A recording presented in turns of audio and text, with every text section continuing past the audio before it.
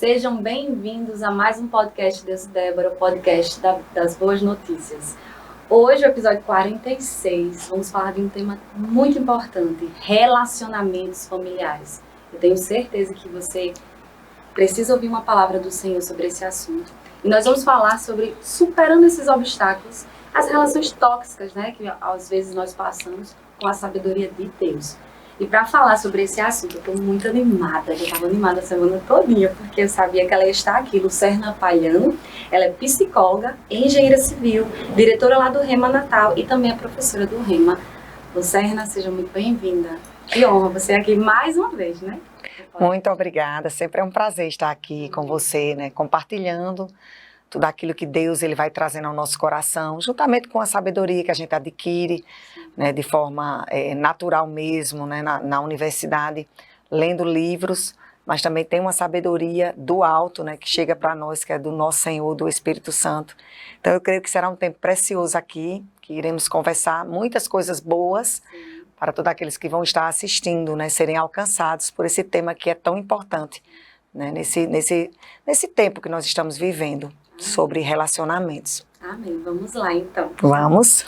A primeira pergunta é... Lucerna, de acordo com os princípios bíblicos sobre relacionamentos, como podemos equilibrar o mandamento de amar e perdoar, né, que nós encontramos lá na palavra, e perdoar incondicionalmente com a necessidade de estabelecer limites saudáveis em relações interpessoais que se mostram prejudiciais ou tóxicas? Qual é o equilíbrio, Lucerna?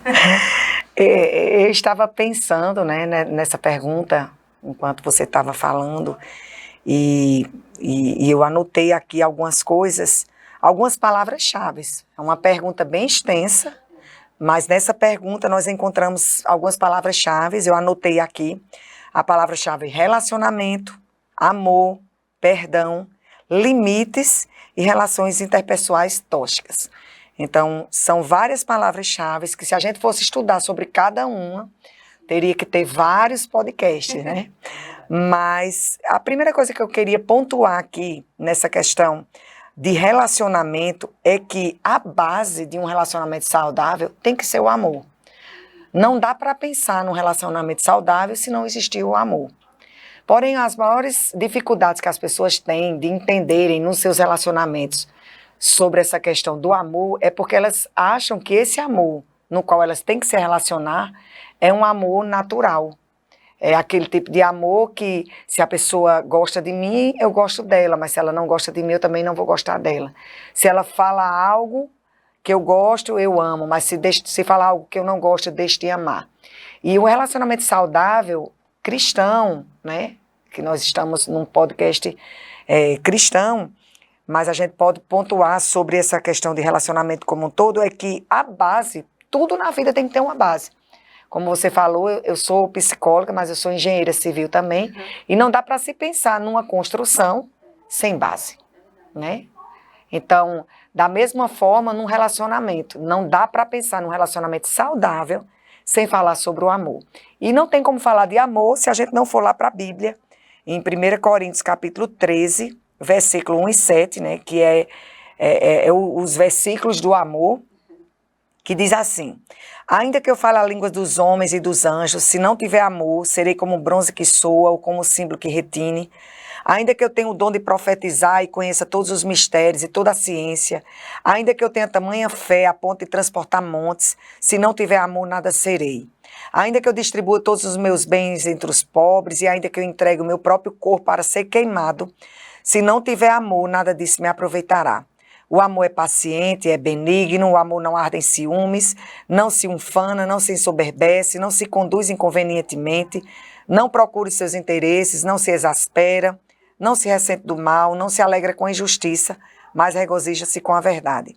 Tudo sofre, tudo crê, tudo espera, tudo suporta. E aí eu quero continuar lendo a mensagem, né? Esse mesmo versículo. Se eu falar com eloquência humana e com êxtase própria dos anjos e não tiver amor, não passarei do rangido de uma porta enferrujada. Se eu pregar a palavra de Deus com poder, revelando todos os mistérios, deixando tudo claro como o dia, ou se eu tiver fé para dizer a uma montanha, pule, e ela pular, e não tiver amor, não serei nada. Se eu der tudo que eu tenho aos pobres e ainda for para a fogueira como um mártir, mas não tiver amor, não cheguei a lugar algum.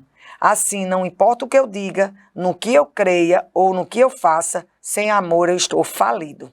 O amor nunca desiste, o amor se preocupa mais com os outros que consigo mesmo, o amor não quer o que não tem, o amor não é esnobe, não tem a mente soberba, não se impõe sobre os outros, não age na base do eu primeiro, não perde as estribeiras, não contabiliza os pecados dos outros, não festeja quando os outros rastejam, tem prazer no desabrochar da verdade, tolera qualquer coisa, confia sempre em Deus e sempre procura o melhor.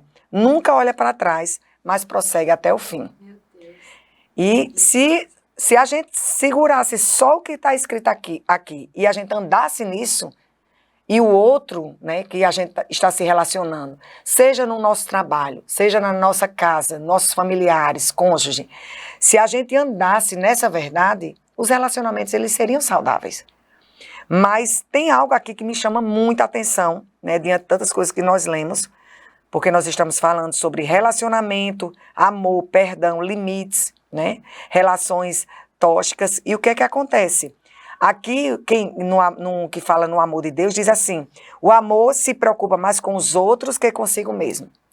O amor, esse amor não se impõe sobre os outros, não age na base do eu primeiro, não se porta inconvenientemente. Então, se eu entendo que para eu andar quando eu ando nessas verdades, quando eu ando nesse amor, eu vou estar vendo o outro em primeiro lugar do que eu, então aí esse relacionamento ele já vai deixar de ter muitos problemas. Porque os maiores problemas dos relacionamentos estão relacionados a quê? Cada um olhar para o meu bem-estar. Né? Então, importa eu ficar bem. O outro, e aí há essa cobrança, né? do que o outro precisa fazer para você ficar bem, para você se sentir bem.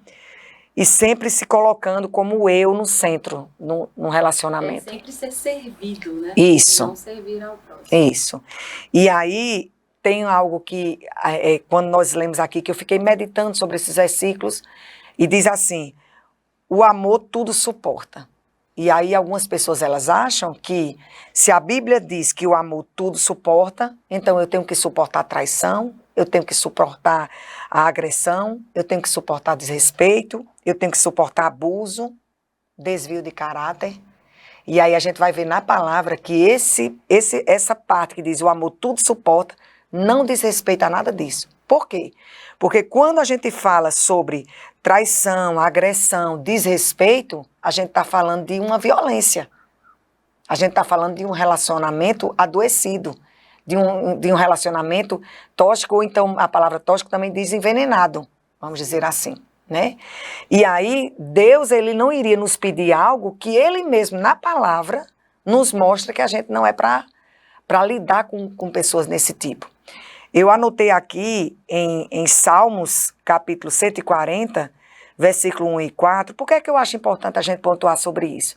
Porque muitas pessoas, até mesmo dentro de um contexto religioso, cristão, eles às vezes se seguram nessa temática do amor tudo suporta e fala para a mulher e fala para o homem, porque do jeito que existe uma mulher abusiva, existe um homem também, né? Existe uma mãe, existe um pai, existe um filho. Então, do mesmo jeito que existe abuso de um, pode existir da parte do outro. E aí, as pessoas, às vezes, nessa questão religiosa, elas começam a passar uma ideia que se a Bíblia diz que o amor tudo suporta, então diz, então você tem que aguentar tudo.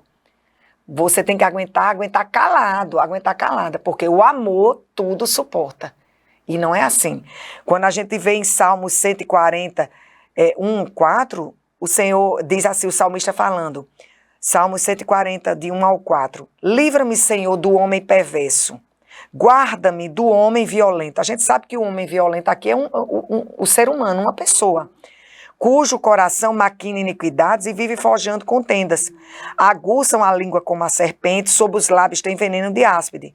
Guarda-me, Senhor, das mãos dos ímpios, preserva-me do homem violento, os quais se empenham por me desviar os passos. Então, se o salmista ele chega a pedir a Deus, Senhor, me livra do homem violento, me livra daquela pessoa violenta, daquela pessoa que vive forjando contenda, daquela pessoa que tem uma língua como a serpente, por que é que Deus iria mandar a gente se submeter a uma pessoa, seja ela quem for, né, que ela venha a ter essas características? Não é? Então, quando a Bíblia diz o amor tudo suporta, suportar o quê? Suportar as dificuldades, suportar se houver uma pressão financeira, uma questão de uma debilidade na saúde, né? Suportar na questão de entender que o outro é diferente de mim, os defeitos que todos nós temos, né? Mas abuso, violência, não. Então, o amor, Deus não iria nos mandar a gente suportar tudo nessa questão, né, que venha a trazer uma certa violência. Seja ela para quem venha a ser, marido, mulher, filhos, pais, né, parentes como todos, ou até mesmo, que a gente vai conversar sobre isso também, ou até mesmo no trabalho, porque existe abuso também nos ambientes, né, de trabalho algumas vezes. É necessário a gente entender que quando estamos dentro de uma situação tóxica, é necessário sabedoria. E somente eu creio dessa forma. Temos vários conhecimentos no mundo, mas o conhecimento de Deus, o Espírito Santo, nos dizendo, porque talvez numa situação difícil não vai ser certo você estar ali. O que Deus vai querer que você faça seja se afastar, que você primeiro precisa se curar. Então, é necessário muita sabedoria, né? Isso. E quando você fala sobre se afastar, entra na outra palavra da pergunta que você fez. A questão de limite. Né? Eu coloquei aqui o que é limite. Limite é uma linha divisória. Na geografia, um limite é o que marca o fim de uma propriedade ou jurisdição e o início da outra. É aquela coisa em que você coloca um espaço, vamos dizer assim, necessário entre você e o outro. Naquilo que o outro, ele vem entrar, vamos dizer assim, no seu espaço, a ponto de você deixar de ser você, mas você ser o que o outro quer que você seja, e aí você diz, não, peraí, vai até aqui. Aqui, você vem até aqui, a partir daqui sou eu, Lucerna, esse limite aqui é meu, e eu deixo você só vir até aqui. Então, entender sobre essa questão de limite, né? O limite, ele cria um espaço necessário entre os indivíduos. E eu estava vendo, né, estudando, que tem uma pesquisa que diz o seguinte, mostra que estar em um relacionamento saudável se correlaciona com maior expectativa de vida e com menos problemas somáticos ou mentais. Também indicam que pessoas que estão em relacionamentos saudáveis, em geral, elas são mais felizes do que as demais. Olha a importância de um relacionamento saudável. Glória a Deus, é isso que ele quer. Não é importante? Então, assim, se você que está aqui nos assistindo e você está diante de um contexto assim, é importante se submeter mesmo a um trabalhar de Deus, a um trabalhar, se necessário, psicológico. Por quê? Porque a proposta de Deus para as nossas vidas é vivermos aqui nessa terra uma vida abundante. Não é uma vida sem aflição, mas é uma vida abundante. Essa aflição não diz respeito a uma aflição, volto a dizer, de agressão, de desrespeito, né, de agressões, de traição, de violência. Não. Essas aflições que Jesus falou são as aflições do próprio contexto do mundo que nós estamos vivendo, das dificuldades, das pressões que, quando nós estamos no mundo, nós passamos. E não nesse contexto. Então, se Deus ele propõe para nós uma vida em paz, então o primeiro lugar que precisa ter paz é onde nós estamos, quando se diz respeito a um relacionamento com outras pessoas, seja familiar ou até mesmo no ambiente de trabalho. Eu lembrei de uma passagem, que eu não sei onde é que está, mas quando Jesus multiplicou os pães, acho que pela segunda vez, e as pessoas, eu acho tão engraçada essa cena, porque Jesus multiplica os pães e toda aquela multidão vai atrás dele, porque estava interessado no pão. E aí eu lembrei, você falando aí da gente ter sabedoria em colocar os limites, porque isso é a vontade de Deus para as nossas vidas. Jesus, ele sabia a posição dele. Agora você imagina, Jesus ali iria fazer o quê? Agradar a Deus ou agradar aquelas pessoas que queriam mais pães? Porque às vezes o que o outro está desejando, que é o errado, você está alimentando aquilo. Então Jesus, ele soube dizer, não, vocês estão procurando pão, mas eu sou o pão vivo que desceu do céu.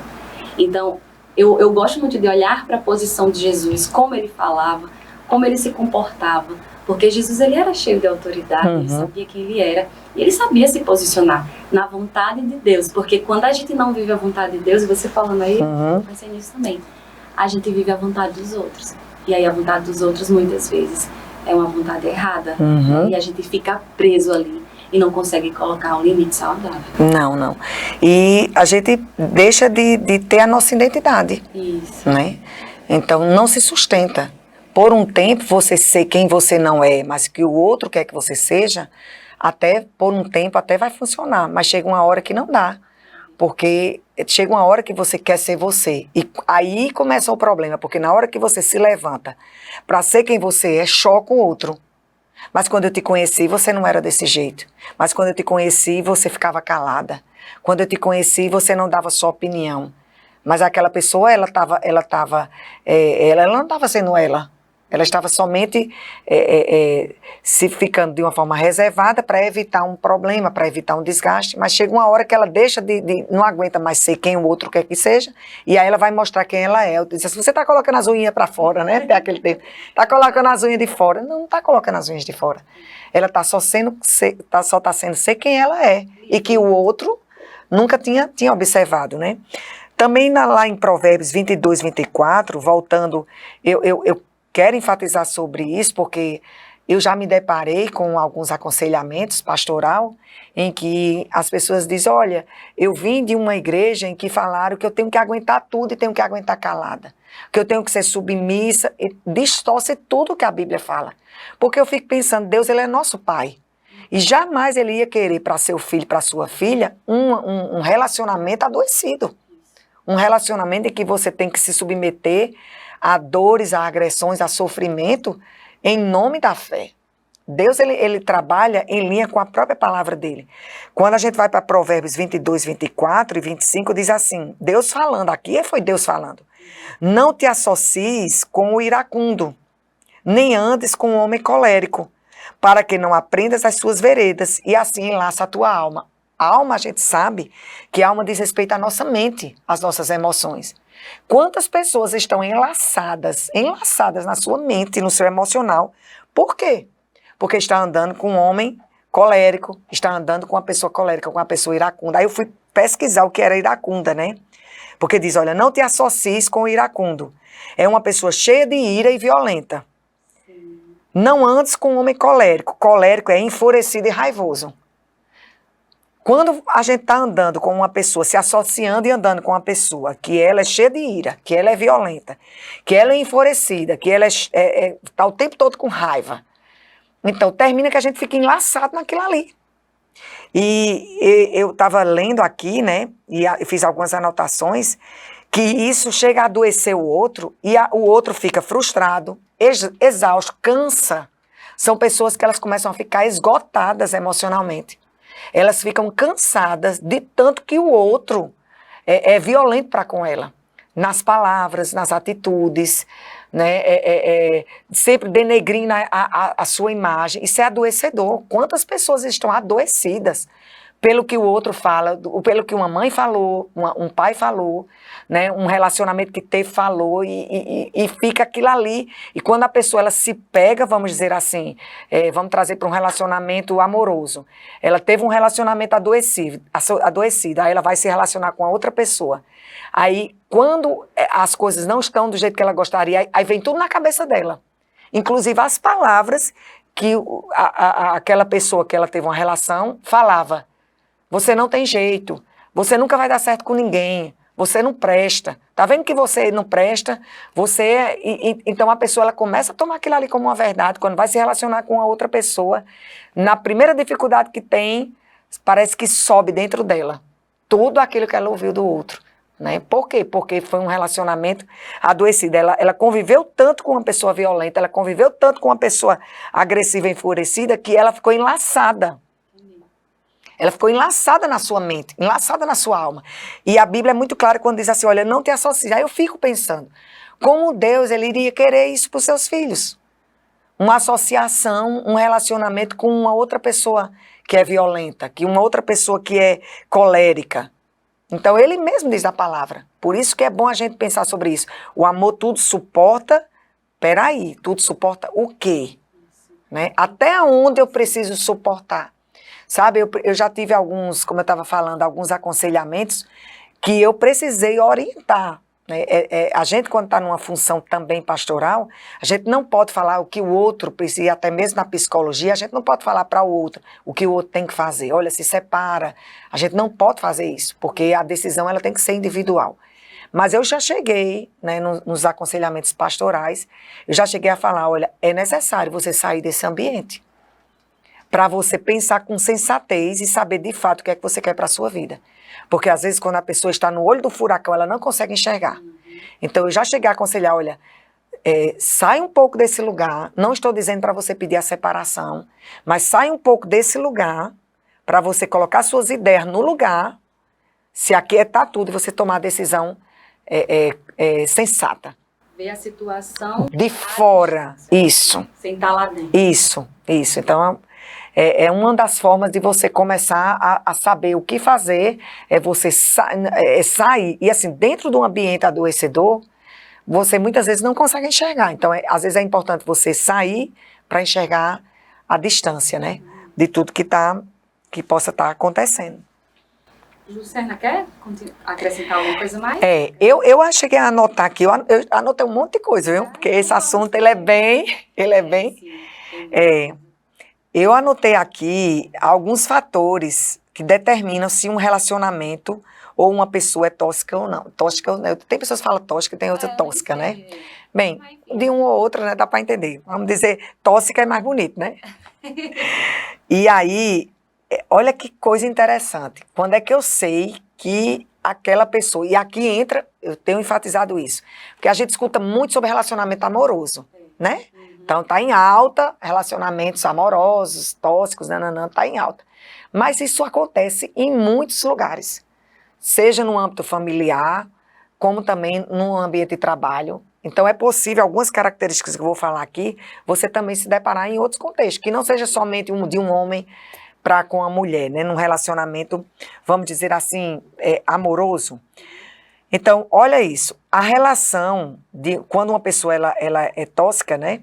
A relação, ela é totalmente, quando a relação ela está nessa situação, ela é totalmente unilateral em favor da pessoa tóxica. O que é que acontece? Elas são incrivelmente narcisistas e podem pensar apenas em si mesma e no que querem no momento. Aí a gente volta para 1 Coríntios capítulo 13. Né, quando diz que o amor, ele não busca seus próprios interesses. Então, uma pessoa que ela só está olhando para ela já não está andando no amor de Deus. Porque ela está buscando seus próprios interesses. E o amor de Deus não busca os seus próprios interesses. E Filipenses 2, 3, 4 diz assim: nada façais por partidarismo ou vanglória, mas por humildade, considerando cada um os outros superiores a si mesmo. Nada tenha cada um em vista o que é propriamente seu, senão também cada qual que é dos outros. Uma pessoa adoecida, uma pessoa tóxica, ela não anda nesse contexto aqui. Ela não considera o outro superior. Ela se acha superior. Então, o mundo tem que girar em torno dela. As coisas, elas têm que acontecer do jeito que ela quer. Se não sai do jeito que ela quer, pronto. Ela se desestabiliza e ainda faz você se sentir culpada pela desestabilização. Agora não sai não, é essa palavra mesmo. Dessa falta de estabilização dela, né? Elas fingem que estão fazendo algo para uma pessoa, mas por trás, no oculto, o que ela quer mesmo é ser beneficiada. Sim, a intenção. A intenção é ser beneficiada. Por quê? Porque o centro é ela. Toda pessoa que ela é adoecida, ela tem essa característica. O centro é ela. O centro é ela. Importa ela ser beneficiada, ela está bem, obrigada, e os outros que se virem, né? Uma outra característica de pessoas, né, que estão adoecidas, elas são dramáticas. Elas são bem dramáticas e o drama é o carro-chefe dela. Eu anotei aqui, elas elas costumam ser aquelas que proclamam para que todos ouçam o quanto elas odeiam o drama. Só que elas falam que odeiam o drama, mas, na verdade, elas que vivem no drama. Né? E elas não podem ir do ponto A ao ponto B de maneira simples e direta. Elas são um emaranhado constante de desculpa, mentira, invenções, situações malucas que cansa todos os outros em seu mundo. Elas gostam de complicar situações simples, porque mantém a atenção focada nelas mesmas. Então, faz de tudo um drama para rodar, voltar em mim. Para toda a atenção de coisas simples, ela faz. Sabe aquela coisa assim, faz de um copo d'água uma tempestade? Sim. Pronto. Faz tudo isso para dizer, sou eu que estou precisando. Isso. Me sirva. E eu vou falar agora como psicóloga, né? Se você que está ouvindo aqui a gente, você se vê assim, ou o outro que está lidando com alguém assim, ou ela se identifica que ela anda assim, precisa se cuidar. Precisa procurar ajuda, porque não é essa pessoa ela não está fadada para viver essa realidade. Sim. Sabe? Eu sempre gosto de dizer, tem jeito. Sim. Mas a pessoa tem que reconhecer, né? Eu reconheço que eu estou adoecido, eu reconheço que eu estou adoecido e estou adoecendo quem está perto de mim. Tem um outro ponto também, é que elas estão sempre certas. Está vendo que sempre volta para o eu? A gente precisa... tem perdão, né? Como a gente falou. Olha, a gente precisa ter muito cuidado com pessoas que sempre elas estão trazendo para ela. Sim. Tudo. Não tem a humildade de dizer, eu errei, me perdoe, vamos consertar, vamos ficar bem. Não. E elas mascaram com uma falsa humildade. Mas, na verdade, são pessoas altamente orgulhosas. Elas mascaram uma humildade, mostrando um arrependimento, dizendo que acha olha, eu acredito que eu errei mesmo, mas daqui a pouco ela vai dizer assim, mas eu errei, mas ela vai dizer que errou, culpando o outro.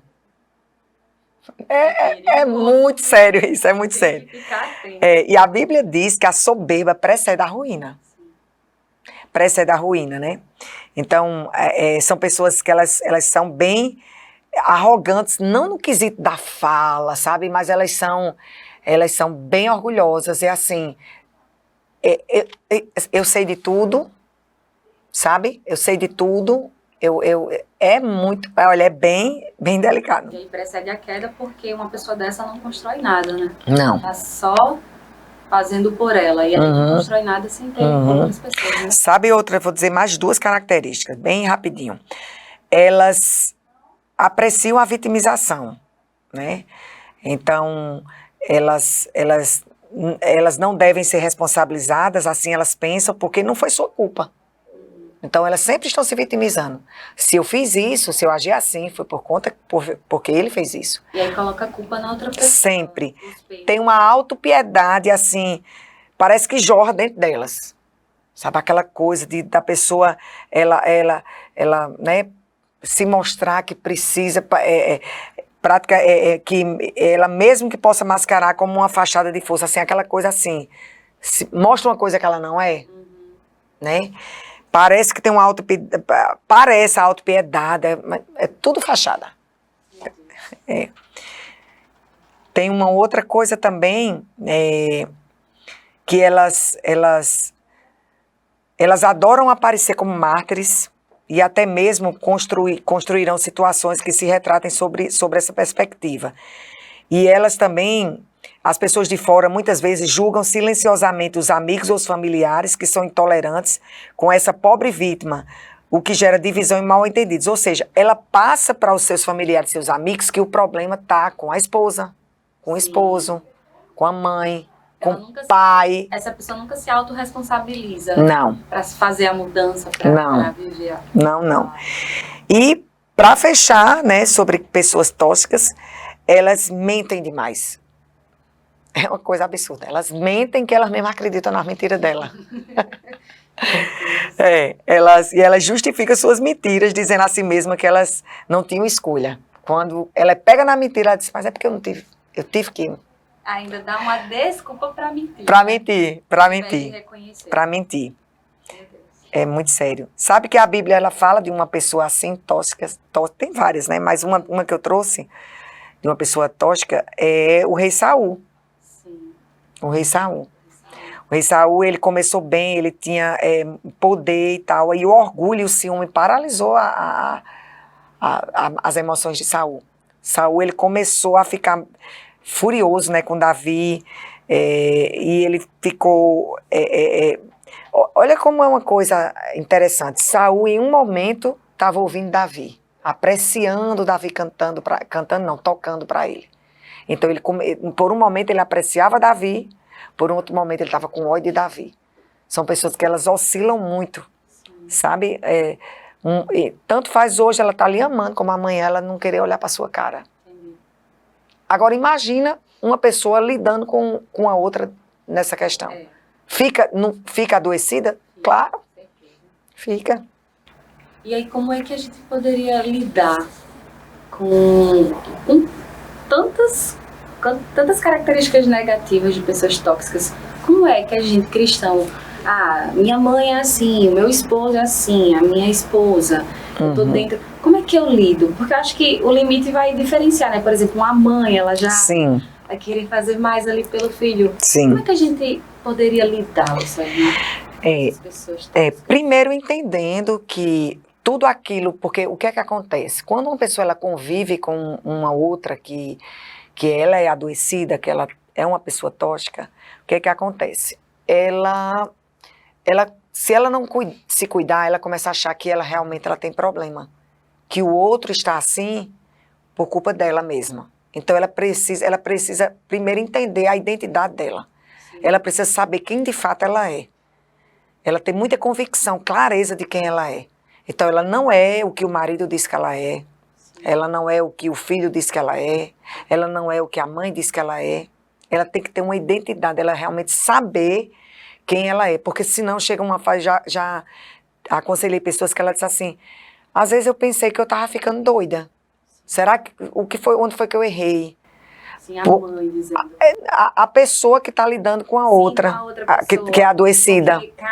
Carrega a responsabilidade. Porque o outro não se vitimiza e ela não joga a culpa para você, né? Então joga a culpa para mim. Então eu começo a pensar, meu Deus, será que eu sou essa pessoa mesmo? Então se ela não tiver uma identidade muito estabelecida dela, ela vai começar a se questionar sobre ela mesma. Então a primeira coisa é ela saber quem ela é. Ter identidade mesmo, assim, saber quem eu sou.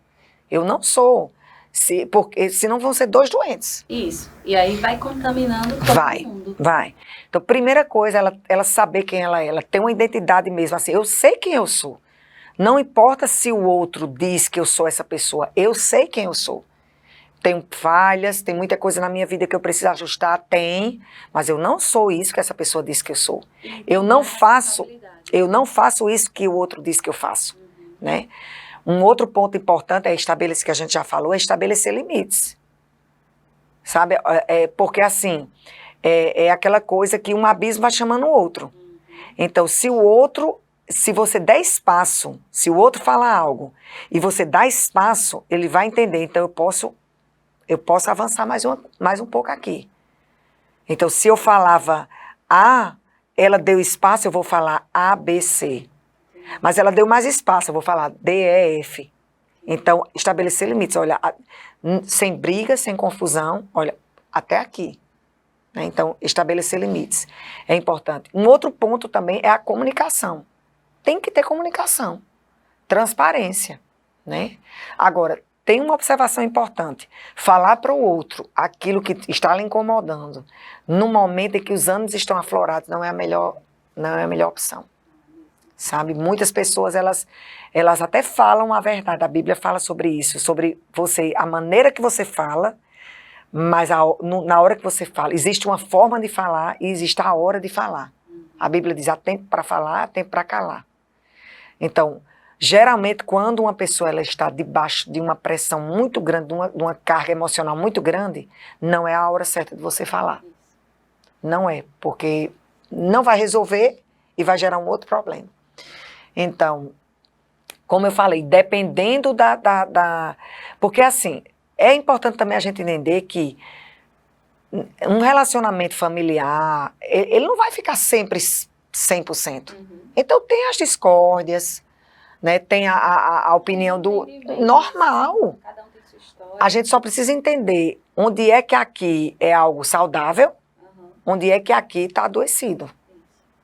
Nem todo relacionamento é adoecido, né? Um relacionamento que às vezes tem uma discórdia, às vezes um vai estar chateado com o outro, não gostou da maneira que o outro falou, de como o outro agiu, não significa que é um relacionamento abusivo, um relacionamento adoecido, porque, volta a falar, tá na moda essa história, né? Tá na moda o relacionamento abusivo, tóxico, nananana, mas assim, quem é que sabe que realmente está? Quem tá dentro, né? Então, quando uma pessoa ela se vê, né, eu não estou mais com a alegria que eu tinha antes, eu não estou andando em paz como eu andava antes, eu não tenho andado na liberdade que eu tinha antes. Então isso já são algumas sinalizações, né? E aí pontuar algumas coisas, inclusive se for necessário, se tiver havendo uma agressão mesmo, se tiver havendo uma violência mesmo, no sentido de que violência não se diz respeito a uma agressão física somente, né? Mas se está havendo um desrespeito, uma violência verbal, né? E até mesmo não verbal, mas se está havendo alguma forma que está limitando o outro, talvez seja necessário se afastar um pouco. O limite não vai ser talvez suficiente. Se afastar um pouco, sabe, para perceber até que ponto aquilo ali, né, tá levando, né? Até porque se eu estou dentro de um relacionamento abusivo, eu permanecer ali dentro, eu vou adoecer junto com outra pessoa. Sair desse cenário é olhar com sabedoria, se ajudar para depois poder ver se é possível, porque, sabe, eu sempre penso nisso. Nós, por exemplo, aqui nós pregamos o Evangelho, nós falamos de Cristo, é para quem quer ouvir, não é assim? Nós não vamos falar para quem não quer ouvir, porque essa pessoa não está disposta a ouvir. Da mesma forma é ajuda psicológica, ajuda emocional, ajuda espiritual, todo tipo de ajuda. Eu quero te ajudar, Lucerna, mas você não quer ajuda. Então eu preciso entender que você não quer ajuda. E às vezes a gente quer carregar o mundo nas nossas costas e ajudar as pessoas quando elas não querem ser ajudadas. Isso deixa a gente num lugar de paz. Porque é ir de pregar o evangelho, não é ir de convencer de toda forma, puxar eles. Não é assim. É realmente a gente saber a hora que o outro quer e também se a pessoa nunca quiser ser ajudada, como é que a gente faz? Entende? Existem aquelas pessoas, eu falo, eu sempre vou acreditar que qualquer pessoa, ela é passiva de mudança, né? Qualquer pessoa, ela pode sim mudar, né? Como você falou, a gente está aqui falando da palavra também, né? Falando algumas coisas da psicologia, mas assim, na própria psicologia, na psiquiatria, ou até mesmo na vida espiritual, qualquer pessoa, ela é passiva de mudança. Mas é como você falou, ela tem que querer. Ela tem que querer. Assim, se ela não entender que ela precisa mudar, então aí o relacionamento ele fica de... Isso, né? Saber o limite. Porque geralmente, por que é que as pessoas, elas... Não é que elas não queiram mudar, é que elas, para elas, elas vão entrar... Vamos dizer assim, vão abrir uma caixinha de minhoca que ela não quer que ninguém entre lá. Porque a terapia, ela faz isso. A vida espiritual também faz isso. O Espírito Santo, ele faz isso. Quando o salmista diz assim, Senhor, joga luz nas minhas trevas, o que é isso? Senhor, vem mostrando o que precisa ser ajustado aqui dentro de mim. Mas aí, quando a luz chega, que você vê a bagunça, nem todo mundo quer ver a bagunça. Nem todo mundo quer fazer a faxina. Nem todo mundo quer fazer a faxina. Porque se eu ver a bagunça, então eu vou precisar organizar aquela bagunça, eu vou ter que fazer a faxina. E nem todo mundo está disposto a fazer faxina, né? Então, às vezes as pessoas, elas se escondem, às vezes é por medo mesmo, sabe? Por medo de acessarem nela algo que é muito doloroso, porque para a pessoa mudar, né, em áreas que nós estamos conversando aqui, algumas coisas vão precisar ser acessadas sobre a vida dela na sua infância, na sua adolescência, nos relacionamentos que ela teve anteriores, e aquela coisa, se não mexendo lá, porque quando se mexe, você entende que quando eu mexo em algo que eu vivi, que trouxe um sofrimento, eu vou sofrer de novo? Não é assim? mas algumas vezes vai ser necessário. Sim. A Bíblia diz, né, que a correção do Senhor nos deixa triste, mas depois produz o fruto. Isso. Porque é justamente, você vai olhar para a bagunça, você vai ver, nossa, o que é isso? Uhum. Mas você vai dizer, eu vou limpar, porque eu quero ser cura. Uhum. E eu acho que isso entra também na questão da gente querer Jesus nas nossas vidas. Que é justamente aquele momento onde a gente olha e diz, não, tá tudo errado. Eu tô fazendo tudo errado. Se eu continuar aqui, eu vou morrer. Isso. Eu preciso da cura. Isso. Por mais que como fazer uma cirurgia, Isso. um corte, né? E vai doer depois na recuperação, mas depois não vai ter mais aquela enfermidade. Eu lembro, falando sobre ferida, né, enfermidade, eu lembro que a gente tinha uma pessoa que morava na minha sogra e ela tinha uma úlcera no tornozelo, né? Uma ferida, e ela tampava com a faixa. A gente sempre, quando a gente está ensinando, fala sobre esse exemplo. Desculpa. E aí ela colocou a faixa para ninguém ver aquela ferida. Meu Deus, é escondido. Ninguém. Por que ela escondeu aquela ferida? Porque aquela ferida, se ela não escondesse, iria precisar ser mexida, né? E aí um certo dia eu cheguei lá na casa, ela morava com minha sogra, e eu cheguei lá num apartamento, entrei no quarto, senti um mau cheiro muito grande, tava podre, uma catinha de podre. E eu olhei para ela e disse, Maria, que mau cheiro é esse? E eu já entendia que aquele mau cheiro não era algo podre dentro do quarto, né? Eu digo, tem alguma relação com essa ferida. E eu pedi para ela tirar a faixa. E ela ficou resistente. Não. Eu digo, por favor, Maria, deixa eu dar uma olhada. Quando ela tirou a faixa, Débora, estava uma coisa absurda. Ela, por pouco, ela não perdeu aquele pé. Imediatamente, eu falei para minha sogra, ela foi levada com urgência para o médico e ela precisou passar por um processo de cauterização. Um processo dolorido, uma raspagem de tudo aquilo ali. Por quê? Porque ali tinha uma ferida. Então, assim, ela sentiu dor para receber a cura? Então, quando a gente fala sobre sentir dor para receber a cura, é exatamente assim, a gente se permitir deixar o Espírito Santo acessar coisas. Sabe? Porque eu creio que o Espírito Santo acessando, mesmo que traga um sofrimento, mas é um sofrimento acompanhado com bálsamo, com refrigério, né? E na psicologia, da mesma forma. Quando nós, terapeutas, a gente vai trabalhando com o paciente, a gente vai acessando, mas não é algo, olha, agora, vamos lá, não é assim. Então, a gente vai acessando, respeitando, né,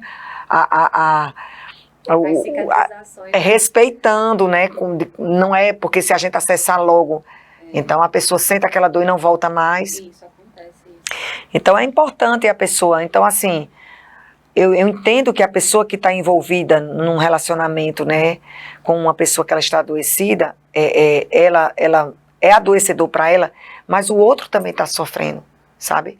Não é uma questão, esse homem, essa mulher, pense numa mãe ruim, pense num homem ruim, pense numa mulher ruim. Não diz respeito a ser ruim, diz respeito a um esquema ali, sabe? A crenças ali envolvidas naquela pessoa, a sofrimentos que ela está só, vamos dizer assim, reproduzindo. Isso. Ela está só reproduzindo nos outros relacionamentos que ela vem a ter de coisas que ela passou. E voltando a essa questão que você falou, né, da pessoa que estava com a ferida e não reconhecia e não dizia para ninguém. Aí você vê que quanto mais tempo você passa escondendo as suas feridas, pior. Muito pior, muito pior. Porque se ela tivesse procurado ajuda já no início, isso, reconhecido, peraí, tem alguma coisa isso aqui. Preciso me curar, preciso ficar bem. Isso mesmo. Mas aí a gente vai, aí continua permanecendo nos mesmos atos, vendo os resultados, né? Porque a gente vê os resultados. Isso. Não estamos cegos, estamos vendo nossos resultados. Né? A gente faz uma reflexão sobre nossas vidas e vê aquelas atitudes que a gente tomava lá no passado que não dão em nada. Né? Como eu falei aqui no podcast no início, o jeito arrogante que eu falava, aquilo ali nunca me reproduziu nenhum fruto bom. Pelo contrário, só fazia afastar mais, então eu precisei reconhecer. Isso. Então nós precisamos reconhecer que estamos doentes. Isso. Pode falar, Bruno. Quando a gente vai para Jesus, né, a questão de Jesus, ele é o nosso maior exemplo, né, e escolheu os discípulos, né, que acompanharam ele, e ele selecionava quem estava andando, quem ia estar mais próximo dele. E não é que ele fazia acepção de pessoas. Jesus, ele estava na terra cumprindo a vontade de Deus. Aqui na terra, tudo que ele falava é porque ele ouvia o Pai falar, tudo que ele fazia é porque ele via, né, ele viu o Pai fazer. Então, a Bíblia diz que Deus não faz acepção de pessoas, então Jesus jamais iria fazer acepção de pessoas, mas ele só trazia para perto pessoas realmente que ele sabia que era para estar ali perto dele. Quando a gente olha para Mateus, olha lá em Mateus 17:1, diz que 6 dias depois tomou Jesus consigo a Pedro e aos irmãos Tiago e João e os levou em particular a um alto monte. Então ele estava ali lidando com várias pessoas. Jesus não fazia acepção de pessoas. Jesus ele sentava com os publicanos, com os pecadores. Jesus ele se relacionava com todas as pessoas. Ele ficava diante de multidões, mas para estar perto dele não era qualquer pessoa, né? Então ele selecionava. A Bíblia diz assim, que ele os levou para um lugar particular. Tipo assim, olha, aqui eu fico com vocês. Todo mundo aqui eu fico, mas tem momentos que eu preciso ir para um lugar particular e eu vou levar algumas pessoas. E não eram muitas. Eu vou levar aqui algumas pessoas, né? Quando a gente vê ainda em Mateus 17:2, que é a parte da transfiguração, né? O rosto dele resplandeceu, as suas vestes se tornaram brancas como a luz. Então imagina, uma cena dessa, não era qualquer pessoa que poderia estar ali perto dele. Não poderia. Ainda assim, aqueles que ele levou veio com algumas perguntas. Imagina se ele tivesse trazido todas as pessoas. Então ele colocava, né, alguns limites. Ele tinha algumas pessoas em que ele confiava, que ele tinha uma intimidade maior. Ele tinha os 12 apóstolos, ele tinha 3 amigos mais próximos, que foi Pedro, Tiago e João. Então ele fazia essa separação, não no quesito de acepção de pessoas, né, mas no sentido de que essas aqui eu vou estar em algum momento perto, mas para estar junto mesmo, isso. Então eu preciso selecionar algumas pessoas. A mulher do fluxo de sangue, né? Porque várias pessoas tocaram Jesus. Sim. E só uma chamou a atenção dele, só um toque chamou a atenção dele. Então, talvez Jesus olhou para os discípulos e viu que em Pedro ele iria encontrar a fé no coração de Pedro, porque aqueles homens, eles estabeleceram a igreja primitiva. Sim. Então era necessário que Jesus visse no coração dele. Que Jesus possa encontrar no nosso coração fé, amém? Isso. Encontrar a fé, encontrar a fé, né? Porque é pela fé que nós nos aproximamos dele. Eu acho tremendo. Jesus, ele se relacionava com uma multidão, sim, como ele se relacionava com uma pessoa. Ele foi, com a mulher samaritana, sim, ele parou tudo para alcançar aquela mulher. Então ele era uma pessoa, né, que ele tanto sabia se relacionar com a multidão, como ele sabia se relacionar com uma pessoa de forma individual. E ele via os corações. Isso. Aquela mulher samaritana, assim que soube, saiu anunciando para todos. Isso. Ele sabia que ela ia ser uma ministra do Messias. Grande evangelista. Grande evangelista. Então, Jesus eu creio que ele se agrada, né, quando nós entendemos pela fé quem é ele, sim, entendemos, olhamos para a palavra, buscamos. Ele vê tudo isso, eu creio.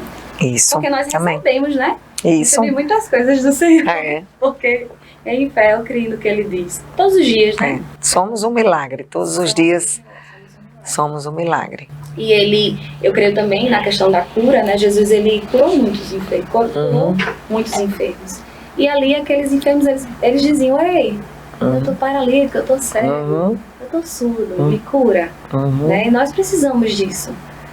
Passamos o tempo todo sem reconhecer que estamos doentes. Isso. E o melhor pontapé para você virar é, ei, eu tô doente. E sabe o que você está falando? É bem interessante, porque quando Jesus ele se deparou com um cego, por exemplo, ele estava vendo que o cego era cego, né? Quando o cego chegou para Jesus e disse, Senhor, filho de Davi, Jesus, filho de Davi, tem misericórdia de mim. Jesus sabia que ele estava cego, mas Jesus olhou para ele e disse assim, que queres que eu te faça? Né? Com essa pergunta, Jesus ele queria ouvir da boca do cego, eu quero ver. né? Uau. Então Jesus, ele olha para mim, Né, Lu? isso, ele olha para mim, ele olha para você que está aqui nos assistindo, e Jesus, ele pergunta, ele sabe, mas ele quer ouvir porque ele respeita o nosso livre-arbítrio, ele não vai invadir a nossa vida, ele olha para nós e ele fala, o que é que você quer que eu faça? Se você me der espaço, lá em Apocalipse, Jesus, ele diz assim, eis que estou à porta e bato. Se você ouvir minha voz, olha o passo a passo, que eu acho tremendo, como o Espírito Santo, como o nosso Senhor, ele é educado, né? Ele é um cavalheiro, porque ele primeiro ele diz assim, eis que estou à porta e bato. Bateu. Se alguém ouvir a minha voz, então ele bate e fala. Se alguém ouvir a minha voz, então aí a gente dá atenção ao que ele está falando. E abrir a porta, olha os pontos. Eu preciso ouvir o batido, o batido na porta, a batida na porta. Eu preciso ouvir quem está lá falando. Eis que estou à porta e bato. Se alguém ouvir a minha voz. E abrir a porta. Aí diz assim, eu entrarei para entrar. Ninguém entra na nossa casa se não for convidado. Então, aí eu fico pensando, eu posso abrir a porta para você vai lá em casa no horário do jantar. Sim. Eu posso abrir a porta, falar, Débora, entra e não te convidar para jantar comigo. Porque jantar fala de comunhão, de mesa. E eu poderia deixar você sentada lá. Débora, daqui a pouco eu venho, vou terminar aqui de jantar. Né? Então Jesus ele diz assim, eis que estou à porta e bato, se alguém ouvir a minha voz e abrir a porta, eu vou entrar, aí diz assim, cearei com ele e ele comigo, ou seja, eu vou sentar na mesa, agora sente comigo também, porque ele diz assim, eu vou cear com você e você comigo, então é uma parceria, o nosso maior trabalho, se é que existe algum trabalho nosso, porque eu creio que Jesus já fez tudo. Mas o nosso maior trabalho, se é maior, podemos falar, é só abrir a porta. E tem pessoas que dizem, mas esse versículo é para aquela pessoa entregar a vida a Jesus. Não, porque Apocalipse foi escrito para a igreja. A gente usa esse versículo para evangelizar, vamos dizer assim, mas esse versículo foi escrito para a igreja. Apocalipse foi escrito para a igreja. Então, é possível que a gente, mesmo nascido de novo, em algumas áreas não estamos deixando Jesus entrar. Isso. Possivelmente são nas áreas que nós não queremos que ninguém vá lá. Porque vai mexer em algo que vai ser dolorido. Então, deixa eu quieta. Né? E eu digo, é segurança, mas não é remédio, não é solução. Eu fico seguro naquele lugar, mas eu não vou ter a cura que estava disponível para a minha vida. E você falando aí, é necessário fé para isso?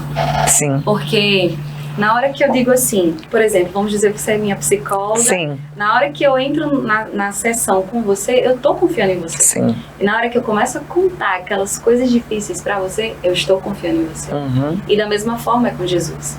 Nós precisamos ter fé que entregando aquele problema, né, entrega Sim. o teu caminho ao Senhor, Sim. confia nele e ele vai fazer. E é a gente ter essa fé e crer que ele é o oleiro, nós somos o vaso, ele vai moldar. E eu fiquei imaginando hoje que eu estava escrevendo para o Senhor, que quando o Senhor ele é o oleiro e ele está moldando nós que somos o vaso, é só você e ele. Sim. E esse moldar dói.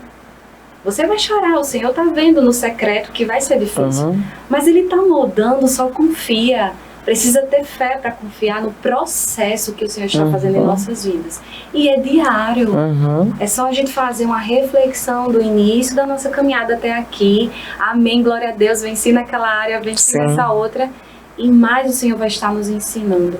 Porque Ele quer nos santificar. E santificar é amadurecer. Isso. Para que a gente possa resplandecer a glória dele para mais pessoas, para que a gente leve a cura. Como é que a gente vai levar a cura, Lucerna, se a nossa alma está adoecida?